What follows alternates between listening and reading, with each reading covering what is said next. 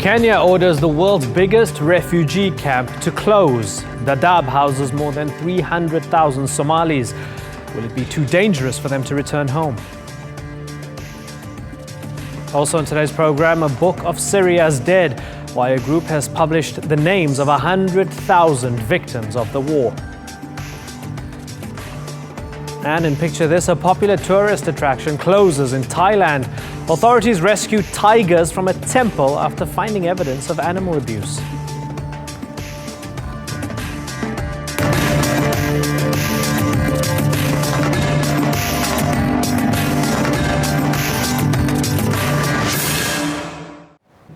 Hello and welcome to the Newsmakers with me, Imran Garda. It may be known as a refugee camp, but the sprawling Dadaab complex in Kenya has become the country's third biggest city.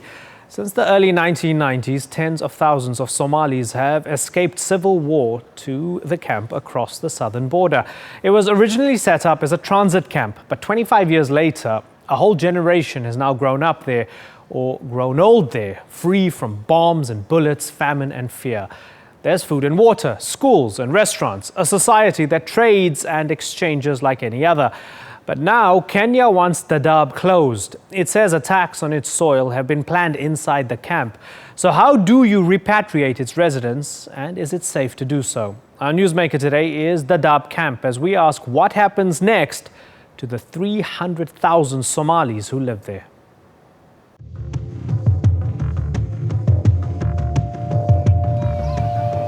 It shelters more than 300,000 people. It's the largest refugee camp in the world. And for many, it's the only home they have ever known. The Dadaab camp has hosted refugees from Somalia since the outbreak of civil war there in 1991. But the Kenyan government says it's being used to radicalise people and will be closed. The government of the Republic of Kenya has commenced the exercise of closing the Dadaab Refugee Complex. It is important that Kenya abides by its international obligations. The President has committed to do that. But this camp could be completely dismantled by November, the homes of its residents destroyed and its people forced to move on.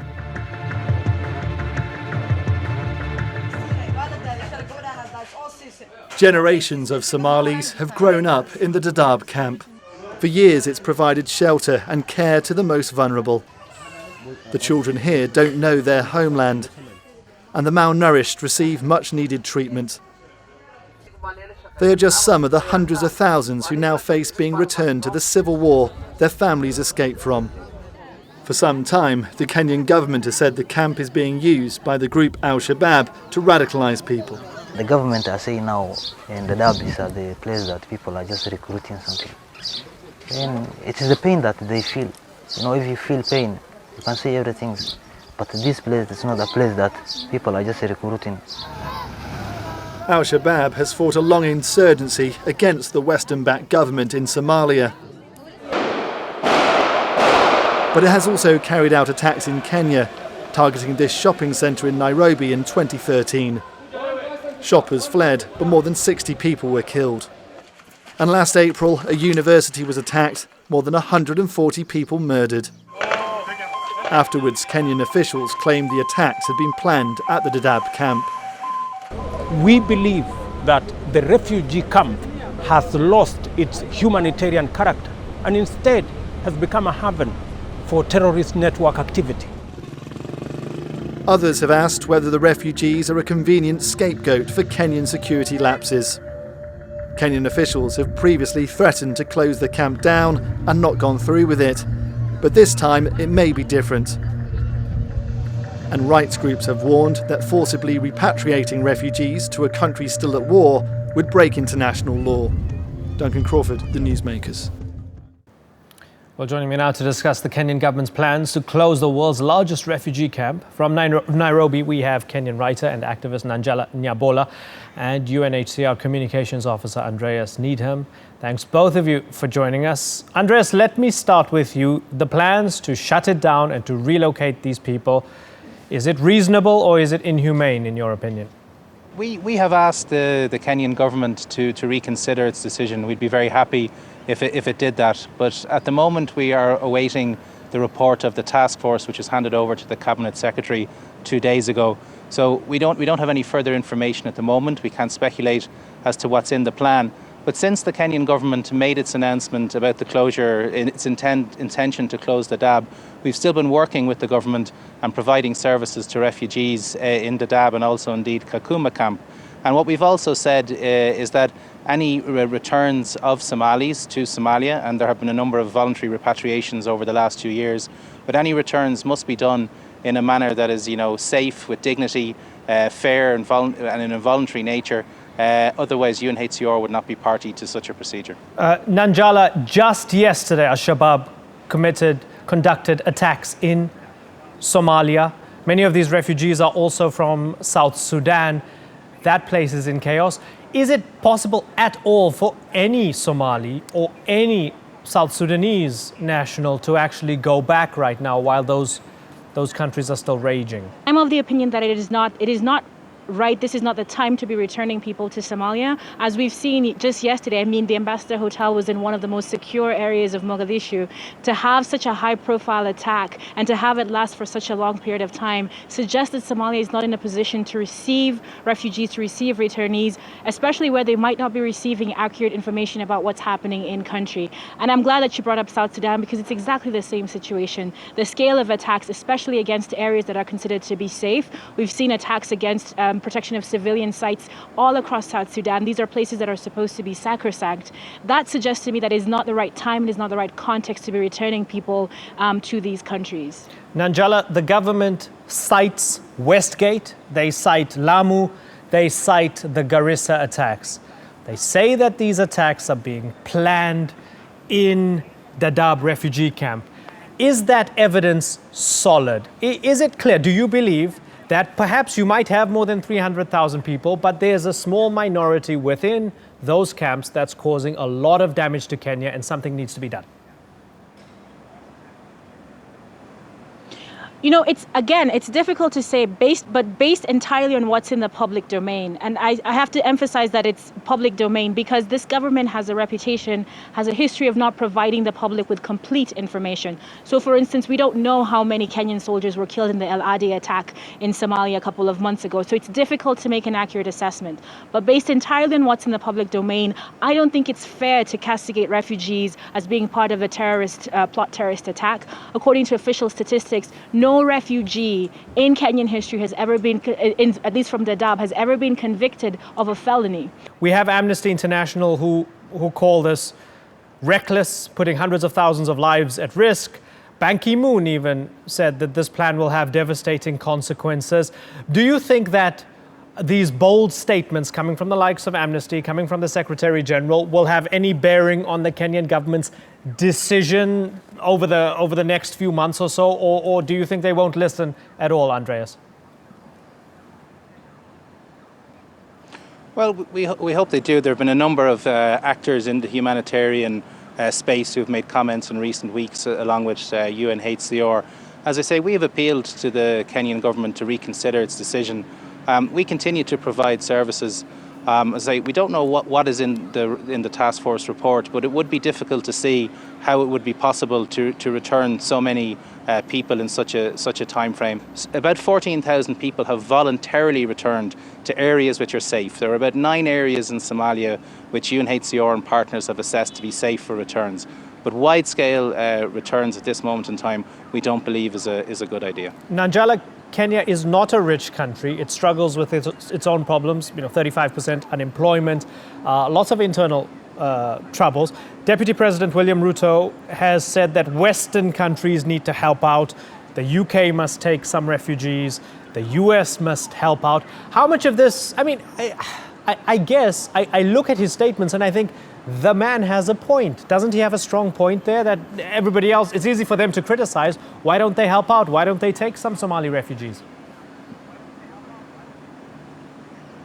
He absolutely has a point, and this is precisely the predicament that we find ourselves in, and that Europe has set the tone for the migration and the refugee conversation, and the tone that they've set is a negative one. Kenya has been hosting refugees at Dadaab for 25 years. The numbers have only increased over time, and until this year, I mean, there has been a little bit of political push and pull, but until this year, we've never really seen this level of posturing, this level of aggressive positioning when coming from the government. And really, what they're doing is they're taking their cues from a European Union that has been so visibly and adamantly anti-refugee, watching people die by the hundreds every day. I think as of today, there are 2,300 people who have died in the Mediterranean since January. We're only 6 months in. And so really, you're absolutely right. The Prime Minister, the President, the Deputy President rather, and the President do have a point. However, I would like to, at this point, bring back what it is that the Kenyan government is supposed to stand for. And, taking our cues from Europe on the refugee issue is actually a step back in relation to the agreements that exist on the African continent with regards to protections of refugees, protections of migrants. The African Union has a very strong position on refugees, has a more generous definition of who is a refugee than any country in Europe, actually it's the most generous definition anywhere in the world. And so actually on refugees and migrants, Africa has been a beacon, has been the most progressive place in the world. And so what we're doing right now is we're seeing a step backwards, a retrogression. And yes, absolutely, it is taking their cues from Europe, and it is disappointing that they're doing that. Andreas, do you agree with that? Has there been a direct or indirect sort of knock-on effect from the migration crisis to Europe, where countries are starting to look at their own predicaments and saying, maybe we can say no as well? I think it would perhaps be better to look at it from the point of view that I would rather see Kenya and other African nations setting a really good example for nations not only in Europe but around the world. Indeed, Kenya has been a super generous host to refugees. The numbers are large compared to other countries, even in Europe. Our own statistics show that 9 out of every 10 refugees in the world are in developing countries around the world, not in the likes of Europe, which has a population of 550 million and some of the most wealthy countries in the world. Okay, Nanjala, one of the arguments from those in Europe who want, for example, Germany to take in more Syrian and other refugees is that there'll be an economic benefit. The economy will grow, there'll be more jobs available and such. What about Kenya and its ability and capability to absorb these Somalis and these South Sudanese and get them to contribute to the economy rather than them living in camps? How capable is Kenya? Can it do better? I do actually believe that Kenya can do better, and there's plenty of evidence to that effect. It's important to recall that refugees are not just one thing. In as much as there are hundreds of thousands of people who have been encamped for the last 25 years, there are also many refugees who have been living and working in Kenya, who have really made significant contributions to the country's economy. I think what we've seen in Dadaab is kind of a reluctance on the part of the government to invest significant resources into capitalizing on the presence of these people. And part of that is part of a broader narrative of marginalization of the northeastern regions of Kenya. And so, there's a town in Dadaab, there is a town of Dadaab, which is made up of Kenyan residents that has been trading with the residents of the camp for many, many years. I think they estimate about 1 million shillings, 2 million shillings a year trade in milk alone. And so there has been some kind of exchange between Kenya and the camp. But what we've seen is because of this broader narrative of marginalization in the northeastern region, there's been a reluctance by successive administrations in Kenya to actually engage with the Dadaab refugee camp as not just as a place to corral in human beings, but actually as a resource that we can tap into and we can actually keep people having, productive livelihoods. Mm-hmm. That's not to say that they're not livelihoods that are that people aren't working in the camp and that people aren't making the best of a bad situation. Just that the government seems to have been reluctant to really build on this and actually turn this camp into a place where it can be like a symbol, I think, of what refugees are capable of contributing to their host countries. Yeah, it's Andreas, it's quite a wretched situation to be in, isn't it, where you almost inherit your refugee status from your parents. It's a little bit like Palestinian refugees living in camps in Lebanon and elsewhere, where this is passed on generation after generation. That's not the situation we want to see, is it? No, it's very unfortunate. As you say, we have third generation refugees in Dadaab now. You know, not only the people who fled in the early 90s, but you have children and grandchildren. And, you know, there were some statistics before about the average life of a refugee camp and the average number of years that refugees spend in refugee camps. And it's somewhere between 10 to 17. The figures vary. But, I mean, this is, you say, it's not a situation we want to get into. Somalia is now what is known as a protracted refugee situation. It's perhaps dropped a little off the radar and also off the funding radar. So I can understand, you know, Kenya's frustration at the lack of, you know, donor support. But it's something that UNHCR and all humanitarian agencies are facing. It's a global malaise. Globally, we only get about 50% of the money we need to fund operations. So we can totally understand the frustration that not more sort of support from the international community, who are also completely stretched, and we totally understand that. And I'll just give you an example. We had a donor pledging conference for Somalia last October in Brussels in conjunction with the EU. It was estimated we need about $500 million for the Somalia situation to cover everything, infrastructure in Somalia, projects in Kenya, etc., and voluntary returns within, you know, proper frameworks. At that conference, $105 million was pledged, i.e. donors said, we will give you this. But today, as of today, UNHCR has received $2.5 million.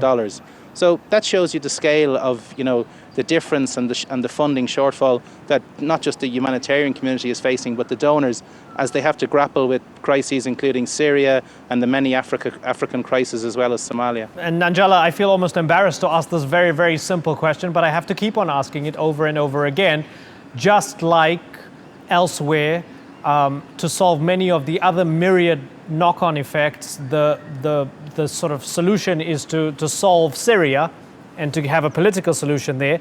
So with Dadaab and with Kenya, the solution to solve Somalia politically, to solve South Sudan politically, is that the answer? It absolutely always is the answer. And, you know, what we've been seeing in Kenya, I mean, as you know, Kenya is in a tough neighborhood. We've been hosting refugees from Somalia, from Sudan, from South Sudan, from Uganda, from Burundi. These camps are not just Somali camps. They've been taking in people from all across the region. And what we're seeing is we've got two major protracted crises in Somalia, in the Democratic Republic of Congo. We have two emerging crises in Burundi, in South Sudan, you know, ongoing crises. And really, without any concerted effort to get to the root causes of what makes people flee, what makes a normal human being with a happy life, with a stable life, pack up their life and run, you know, with nothing but the clothes on their back, not knowing where they're going, not knowing what they're going to end up. Unless we get to the root cause of those issues, we're going to keep seeing this situation. You know, people talk about Syria and the refugee crisis in Syria. It's one thing to corral people in Turkey, to corral people on the borders of Greece. It's another, but you're not going to stop people leaving Syria until you figure out how to stop the conflict in Syria. It's exactly the same thing in Somalia. We've let this conflict spin for a unbelievable amount of time. You know, we're talking about generational refugees and therefore generational displacement, generational trauma, generational conflict. Until there's a concerted effort to actually resolve the crisis in Somalia, sending people back isn't going to solve anything. If anything, widespread, massive involuntary returns will probably just destabilize the country and the region further. Nanjala Nyabola and Andreas Needham, it was an informative discussion. Thank you very much. I've learned a lot from both of you. Thanks again.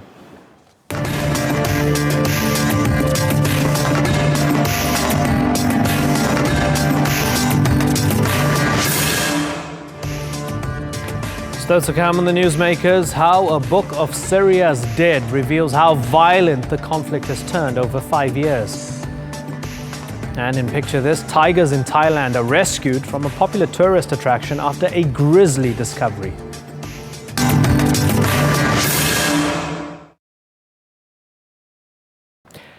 There's no doubting the horror of Syria's war, but getting an accurate picture of the number of dead is difficult to work out. The UN has limited access to Syria and relies on third parties for information.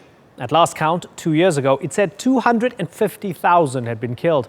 But the UN envoy to Syria said earlier this year that number had probably jumped to 400,000 and growing. The UN isn't the only organization registering the dead. A group of Syrians from the Karam Foundation have released a book. listing the names of those who've lost their lives. Christine Perovalakas has more.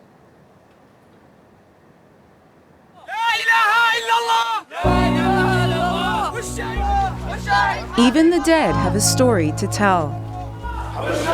These are just some of the hundreds of thousands of Syrians who have died in Syria since 2011. The first 100,000 victims documented, one by one, in the Book of Syria's Dead, Volume 1. Nada Hasham is one of 4 Syrian activists who decided to compile the names of all the victims. Now we're hearing over 400,000 people have been killed in Syria. They're not just numbers, they're people. They're all people with families, people who had dreams. They're people that could have contributed to the world, but they were stripped of that opportunity, and the world is at loss. According to the Syrian Network for Human Rights, regime forces have been responsible for the vast majority of deaths, killing nearly 185,000 people out of the 200,000 reported since the conflict began in March 2011. And up until March 2016. What began as peaceful protests against Bashar al-Assad's leadership in 2011 has now turned into a full-scale war with many players involved. If we look through the book, we can see that in the beginning, the causes of death are mostly shooting, some shelling, kidnapping and torture. And then as you flip through the book, later on you see warplane shelling and detention and execution, and you keep going and going, and eventually you'll start seeing chemical weapons, shelling, barrel bombs, and I think the international community knows the actors that are committing these crimes, who has access to the airspace. The name Mahmoud Dayab Dahir appears in the first 100 pages of the book. The 30-year-old father of 2 was shot dead in Daraa in March 2011, the first city to revolt against the rule of Bashar al-Assad. Syrian soldiers and snipers were sent in to crush the rebellion. Anyone caught leaving their homes was shot, and if soldiers refused to fire on people, they were executed. Kidnappings and torture followed. This man remains unidentified. His body was found on the side of a road in Aleppo, clearly tortured and shot 7 times. Next came the bloodiest period of the conflict in 2012, as government rockets and planes pounded rebel positions. We have schools being targeted, hospitals, MSF, their own hospitals were targeted, and the governments around the world know who's committing these crimes, and it's their responsibility to protect the civilians, and that's what we will continue to ask for. The book also contains an entire section of victims, the vast majority unidentified, who were killed in barrel bomb and chemical weapons attacks. On August 21, 2013, 36-year-old Anas Abd al-Salam al-Mardud was among the 1,000 people, mainly women and children, who died when up to 1,000 kilograms of the deadly nerve agent sarin was dropped on the rebel-held suburbs of Ghouta.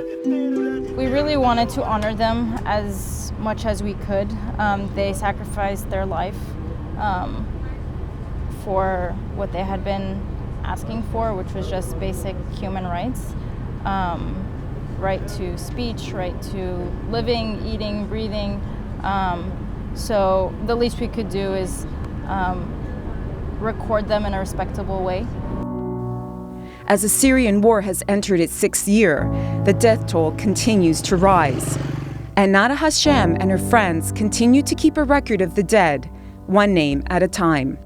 Christine Perovalakas, The Newsmakers.